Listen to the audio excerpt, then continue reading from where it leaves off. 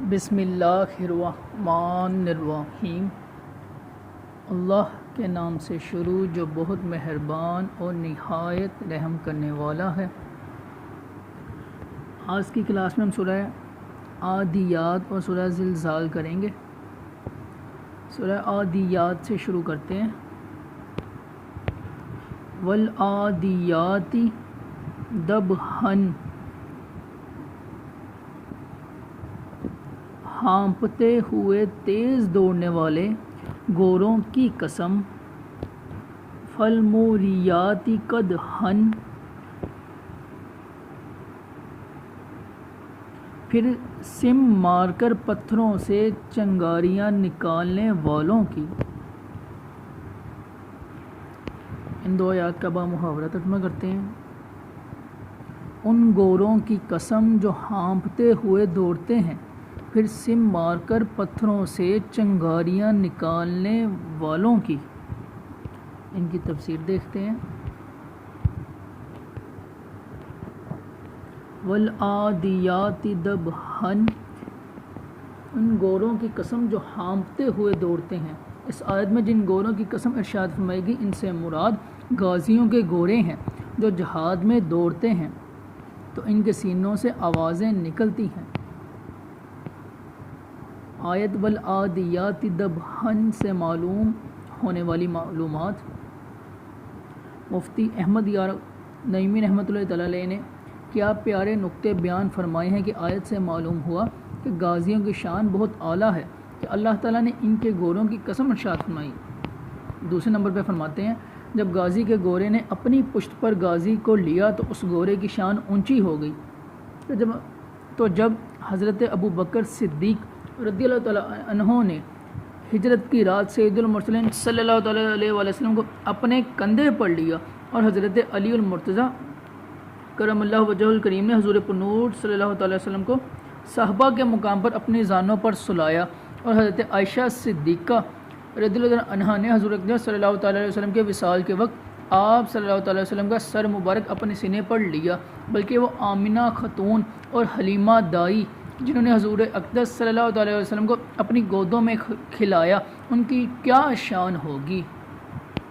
Number 3 یہ کہ جب غازی کے گھوڑے کی سانس برکت والی ہے کہ اس کی قسم ارشاد فرمائی، تو ذاکر کے سانس بھی برکت والی ہے جس سے شفا ہوتی ہے۔ فالموریات قدحن، پھر سم مار کر پتھروں سے چنگاریاں نکالنے والوں کی۔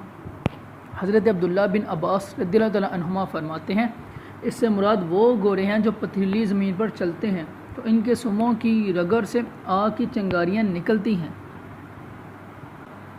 یہاں ایک نقطہ قابل ذکر ہے کہ غازی کے گھوڑے کے سم سے اس پتھر اور شعلے کو نسبت ہوئی تو یہ اللہ تعالیٰ کی بارگاہ میں اتنا پیارا ہو گیا کہ اللہ تعالیٰ نے اس کا بھی قسم میں ذکر فرمایا۔ اس سے معلوم ہوا کہ مقبولوں سے دور کی نسبت بھی عزت کا سبب ہے۔ آیت نمبر 3 دیکھتے ہیں۔ فالمغیرات صبحن، پھر صبح کے وقت غارت کر دینے والوں کی۔ فآثرن، پھر اڑاتے ہیں بھی اس وقت نقعاً غبار۔ فوسطن، پھر بیچ میں گھس جاتے ہیں بھی اسی وقت جمعاً دشمن کے لشکر کے۔ ان 3 آیات کا بامحاورہ ترجمہ دیکھتے ہیں۔ پھر صبح کے وقت غارت کر دینے والوں کی، پھر اس وقت غبار اڑاتے ہیں، پھر اسی وقت دشمن کے لشکر میں گھس جاتے ہیں۔ ان 3 آیات کی تفسیر دیکھتے ہیں۔ فالمغیرات صبحن، پھر صبح کے وقت غارت کر دینے والوں کی۔ اس آیت اور اس کے بعد والی 2 آیات کا خلاصہ یہ ہے کہ ان گھوڑوں کی قسم جو صبح کے وقت اسلام کے دشمنوں پر حملہ کر دیتے ہیں، پھر اس وقت دوڑتے ہوئے غبار اڑاتے ہیں، پھر اسی وقت دشمن کے لشکر میں بے خوف گھس جاتے ہیں۔ مجاہدین جب اسلام کے کسی دشمن پر حملہ کرنے کا ارادہ کرتے ہیں تو رات بھر سفر کرتے اور صبح کے وقت حملہ کر دیتے۔ اس کا فائدہ یہ ہوتا کہ رات کے وقت اندھیرے میں ہونے کی وجہ سے وہ دکھائی نہیں دیتے تھے، اور جس وقت وہ حملہ کرتے تھے اس وقت لوگ غافل اور جنگ کے لیے تیار نہیں ہوتے تھے۔ ان آیات سے چند باتیں معلوم ہوئی۔ سب سے پہلی صبح کے وقت عموماً جہاد برکت ہے، بلکہ اس وقت کیے جانے والے ہر دینی اور دنیاوی کام میں برکت ہوتی ہے۔ نمبر 2، جہاد کے وقت گوروں کے دوڑنے سے جو غبار اڑتا ہے وہ بھی اللہ تعالیٰ کو پیارا ہے، کیونکہ وہ اللہ تعالیٰ کی راہ میں اڑنے والا غبار ہے۔ نمبر 3، دشمن کے لشکر میں بے خوف گھس جانا بھی اللہ تعالیٰ کو پیارا ہے۔ آگے آیت نمبر 6 دیکھتے ہیں اور 7، ان الانسان بے شک آدمی لربہ اپنے رب کا لکنود ضرور بڑا ناشکرا ہے، وَإِنَّهُ اور بے شک وہ علی اس بات پر ذالک لا شہید ضرور گواہ ہے۔ اب ان دو آیات کا بامحاورہ ترجمہ دیکھتے ہیں۔ بے شک انسان ضرور اپنے رب کا بڑا ناشکرا ہے، اور بے شک وہ اس بات پر ضرور خود گواہ ہے۔ ان دو آیات کی تفسیر دیکھتے ہیں۔ ان الانسان لربہ لکنود، بے شک انسان ضرور اپنے رب کا بڑا ناشکرا ہے۔ اللہ تعالیٰ نے غازیوں کے گوروں کی قسمیں ذکر کر کے فرمایا بے شک انسان اپنے رب عز و جل کا بڑا ناشکرا ہے۔ حضرت عبداللہ بن عباس رضی اللہ عنہما فرماتے ہیں ناشکرے سے مراد وہ انسان ہے جو اللہ تعالیٰ کی نعمتوں سے مکر جاتا ہے، اور بعض مفسرین نے فرمایا کہ ناشکرے سے مراد گناہ گار انسان ہے، اور بعض نے فرمایا کہ اس سے مراد وہ انسان ہے جو مصیبتوں کو یاد رکھے اور نعمتوں کو بھول جائے۔ وَإِنَّهُ عَلَىٰ ذَلِكَ لَشَہِیدٌ، اور بے شک وہ اس بات پر ضرور خود گواہ ہے۔ اس آیت کا ایک معنی یہ ہے کہ بے شک وہ انسان ناشکر ہونے پر خود اپنے عمل سے گواہ ہے۔ دوسرا معنی یہ ہے کہ اللہ تعالیٰ انسان کے ناشکر ہونے پر خود گواہ ہے۔ آگے آیت نمبر 8 سے 11 دیکھتے ہیں۔ وَإِنَّهُ اور بے شک وہ لَحُبِّ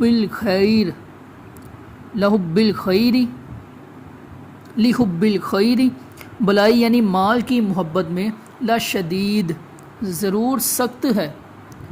افلا یعلم تو کیا وہ نہیں جانتا، اذا جب بعثر اٹھایا جائے گا، ما فی القبور جو قبروں میں ہے، اور حصل کھول دیا جائے گا، ما فی الصدور جو سینوں میں ہے، انا بے شک ربہم ان کا رب بہم ان کی یومئذ اس دن لخبیر ضرور خبر رکھنے والا ہے۔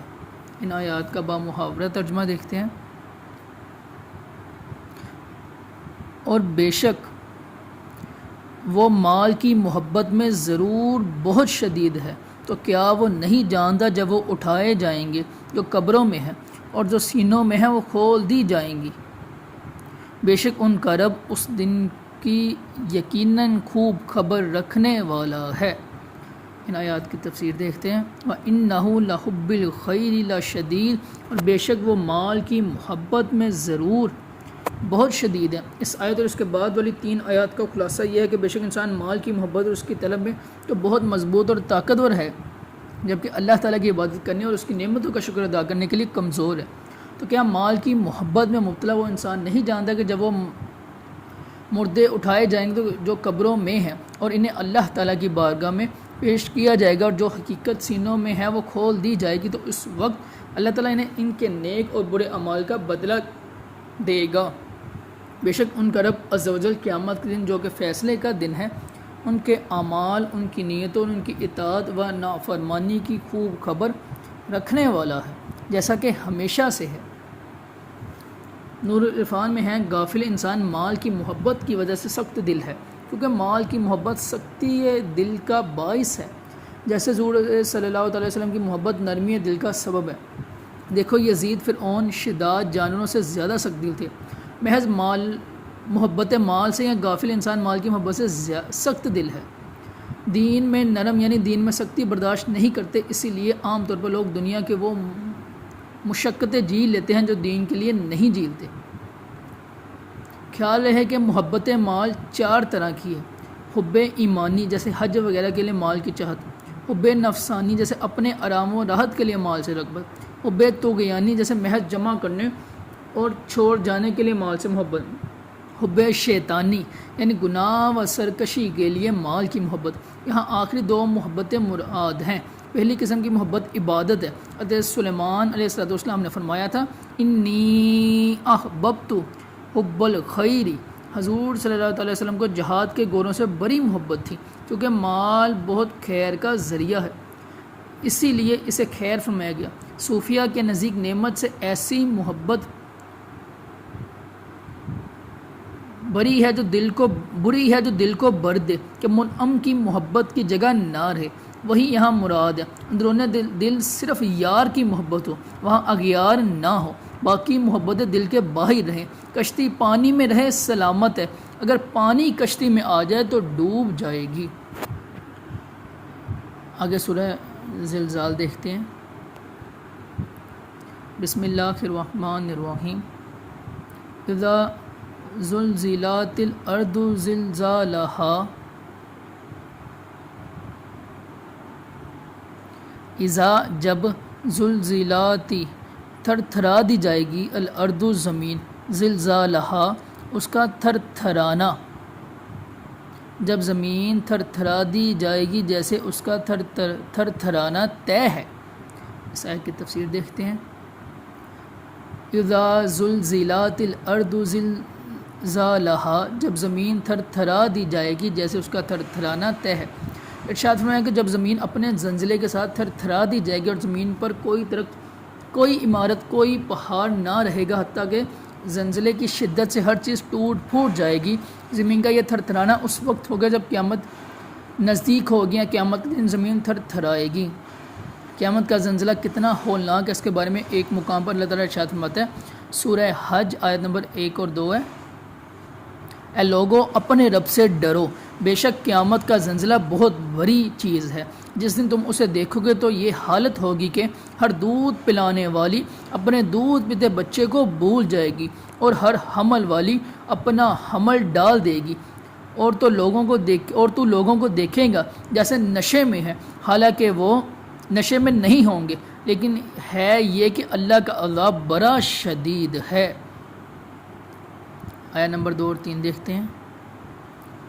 وا اور اخرجت الارض، باہر نکال دے گی زمین، اثقالہا اپنے بوجھ، وقالا اور کہے گا انسان آدمی، ما لہا کیا ہوا،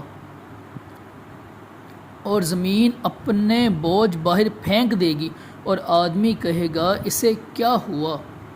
ان دو آیات کی تفسیر دیکھتے ہیں۔ وَأَخْرَجَتِ الْأَرْضُ أَثْقَالَهَا، اور زمین اپنے بوجھ باہر پھینک دے گی، یعنی جب زمین اپنے اندر موجود خزانے اور مردے سب نکال کر باہر پھینک دے گی۔ یاد رہے انسان اور جنات بوجھ والے وجود میں جب تک زمین کے اوپر موجود ہیں تو وہ زمین پر بوجھ ہیں، اور جب زمین کے اندر ہوں تو زمین کے لیے بوجھ ہیں۔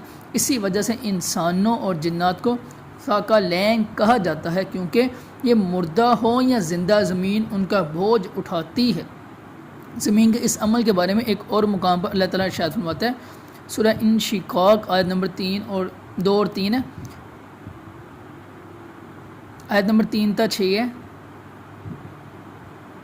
اور جب زمین کو دراز کر دیا جائے گا اور جو کچھ اس میں ہے زمین اسے باہر ڈال دے گی اور خالی ہو جائے گی، اور وہ اپنے رب کا حکم سنے گی، اور اسے یہی لائق ہے، اے انسان بے شک جو اپنے رب کی طرف دوڑنے والا ہے پھر اس سے ملنے والا ہے۔ اور حضرت ابو ہریرہ رضی اللہ عنہ سے روایت ہے، رسول اللہ صلی اللہ تعالیٰ علیہ وسلم نے ارشاد فرمایا، زمین میں سونے چاندی کے ستونوں جیسے اپنے جگر پارے اگل دے گی۔